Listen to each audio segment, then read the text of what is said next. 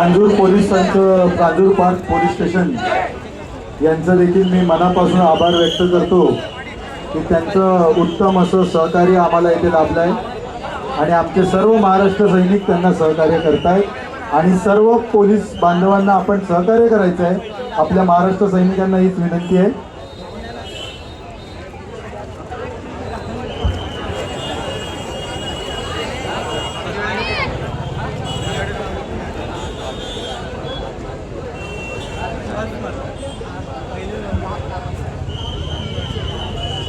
मला वाटतं प्रेक्षकांनी टाळ्या पण वाजवल्या पाहिजे.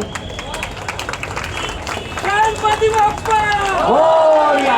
गणपती बाप्पा की जय, गणपती मला की जय.